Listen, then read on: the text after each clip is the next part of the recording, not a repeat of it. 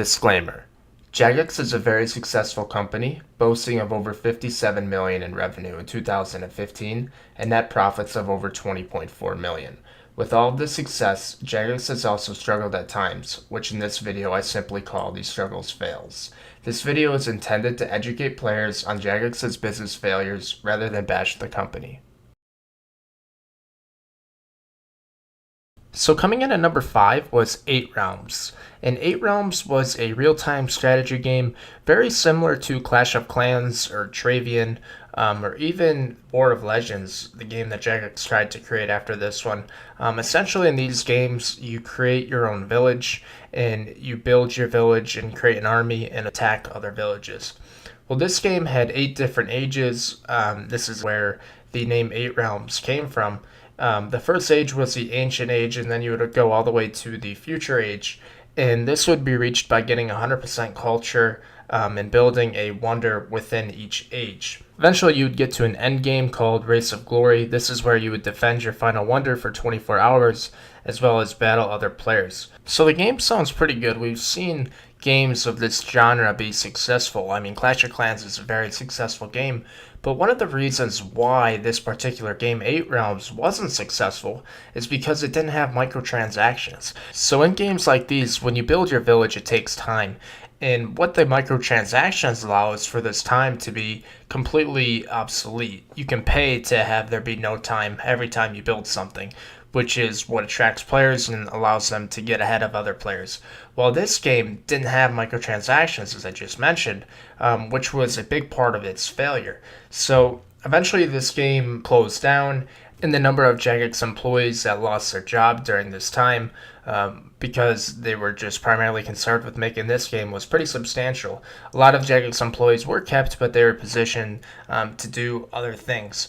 Now, 8 Realms was ultimately a fail because the game had only managed to hit 10% of their sales target for the game, and this sales target was the amount of money that they needed to turn a profit.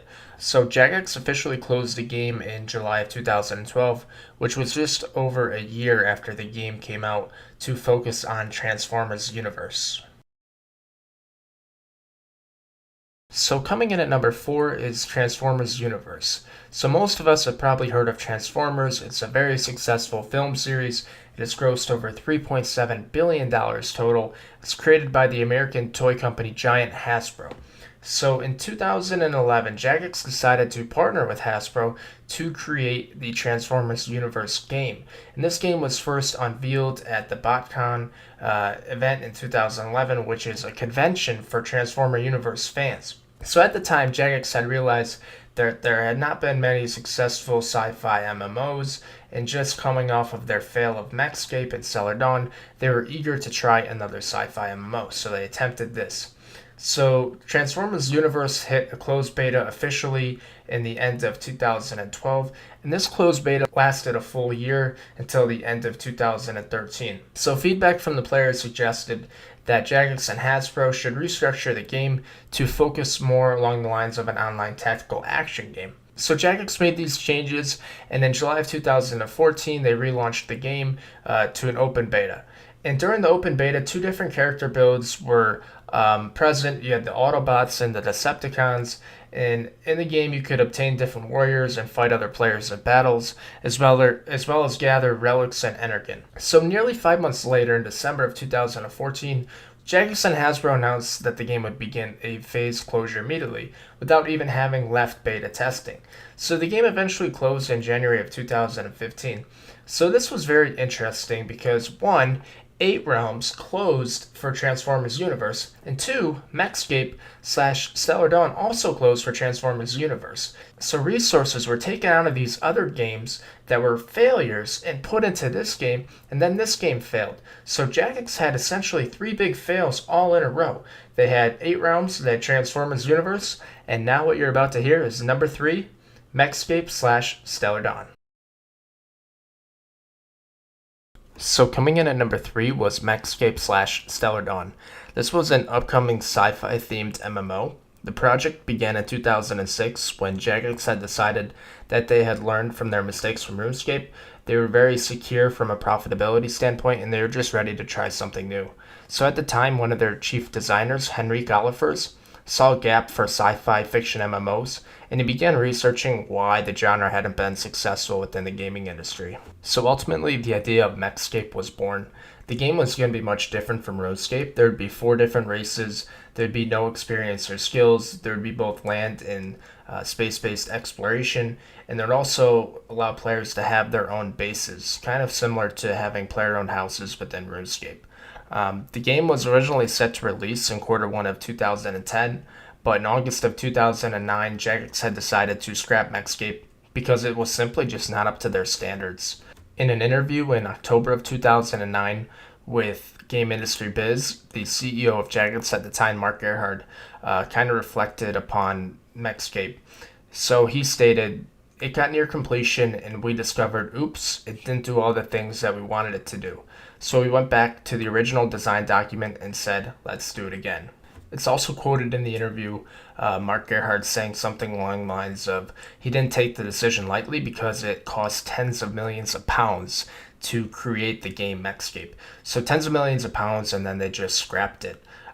So that's absolutely crazy. So the new game was eventually rebranded. It was going to be called Stellar Dawn, and it was expected to be released in 2011.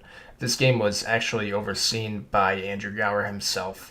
Jagex released its first teaser for the game in August of 2010, but just a couple of months later, that development team had concluded that the game was still not launch ready, and in March of 2012, the game was officially postponed for the release of Transformers Universe, which we just heard about a little bit ago.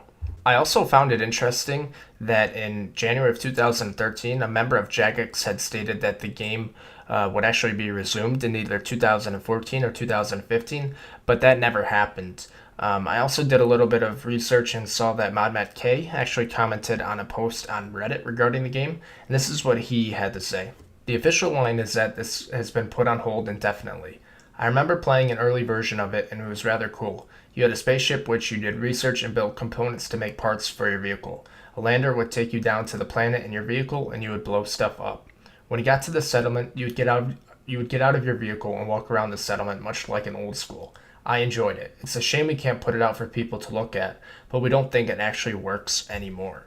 So ultimately, Mechscape / Stellar Dawn was a fail because it had cost Jagex tens of millions of pounds and they had no game to show for it.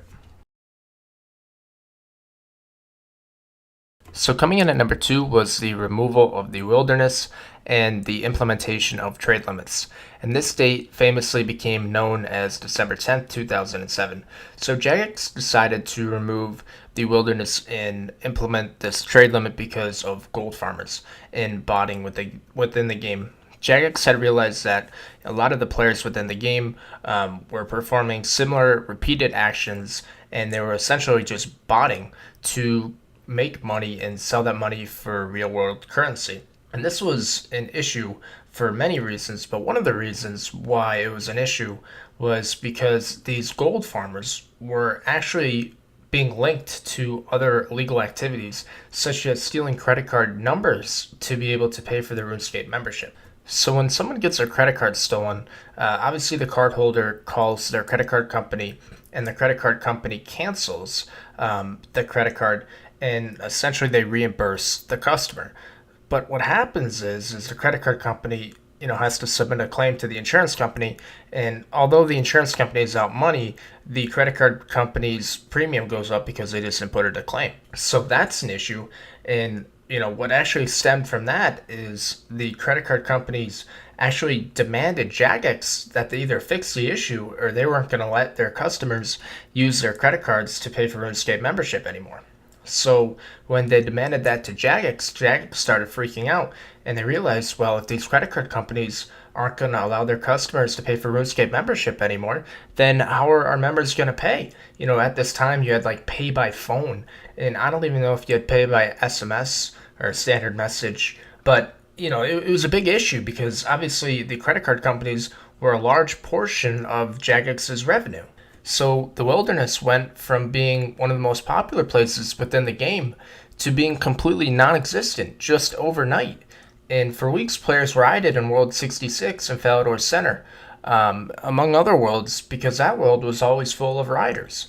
For the first time in the game's existence, the player base had actually stopped growing as well. In fact, a huge majority of the player versus player community had quit because, that was their love of the game and they didn't, enjoy other aspects of the game as much as player versus player. And they didn't resubscribe. It's tough to pinpoint exactly how much money that Jagex had lost during this time because there wasn't a RuneScape membership tracker that went all the way back to 2007. But we can speculate that quite a bit of monetary damage had been done because in the RuneScape documentary, Andrew Gower stated that if he could go back and change one thing during his time owning Jagex, it would be not to remove the wilderness in the free trade. And for this reason, this is why this makes number 2 on our list of the top 5 Jagex fails.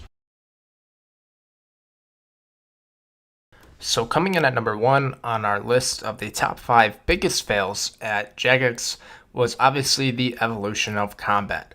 And from a business perspective, this was single-handedly the biggest fail to date. The update essentially removed the normal style of combat and instead replaced it with abilities, dual-wielding weapons, and a rebalanced combat triangle similar to other games like League of Legends, World of Warcraft, whatever. And obviously this wasn't popular for players because players had grown to love the uniqueness of the RuneScape combat system. So this update occurred on November 20th of 2012, and within the next 2 weeks, Jagex went from over 2 million paying members down to about 1.1 million, which was a net loss of 900,000 members.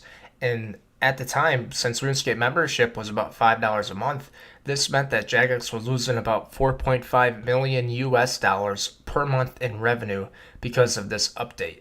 So it's safe to say at this time Jagex was panicking. Obviously, when a company loses $4.5 million in revenue per month, they're panicking. So what Jagex decided to do was to restructure their Recruit a Friend program and offer 30 days of free RuneScape membership as well as experience bonuses to get players back into the game.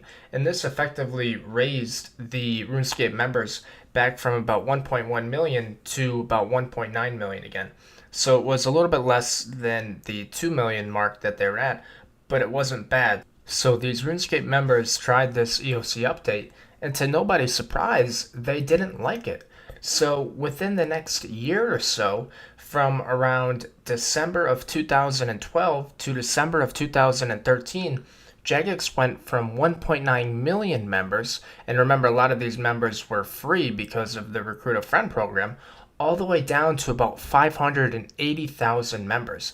So, essentially, within about a year and a couple months time span, Jagex went from over 2 million paying members to about 580,000 members because of this update, which is a net loss of about 1.42 million members. So at this point, it was pretty clear to Jagex that they weren't going to get their RuneScape members that they lost because of the update back. So what they decided to do was push the Solomon's General Store, which essentially allowed for microtransactions and players, to buy, skills and experience and pets, among other things, within the game for real life currency. And what Jagex also decided to do was raise membership rates. This was one of the primary reasons why membership rates went from $5 to, I don't know, $8 now, is because of the failed update. Now, it's also really important to note that the RuneScape member count database that I used that showed that the RuneScape members went from 2 million down to 580,000 because of EOC actually shows the member count going back up in April of 2014 from 580,000 to 2 million. Well, that was not because of old school RuneScape, that was not because of EOC. What that actually was because is Jagex opened the high scores back up to free to play. And how the database works is that it actually uses the RuneScape high scores to determine its member counts. Well, now that the RuneScape high scores is open to free to play players, the member count database is actually skewed and it does not give an accurate representation of how many members are within the game. But ultimately, the evolution of combat will probably remain the biggest fail in Jagex's history because it effectively, cost the company, tens of millions of dollars, and really without microtransactions in the Solomon's General Store, as well as raising member rates, and obviously implementing old school RuneScape, Jagex wouldn't have 480 employees today. They wouldn't be able to employ so many people because of the big amount of money that they have obviously lost from that update. Well, guys, this completes another video, the top 5 biggest Jagex fails to date. I hope you guys enjoyed this video. If you did, please leave a like on the video. Also, consider subscribing to the channel today if you want to see further content like this. If you have any suggestions on any other top 5s or top 10 videos, please leave them down below. Also, feel free to join my in-game clan chat, Mac_H, and I'll see you guys next video. Peace.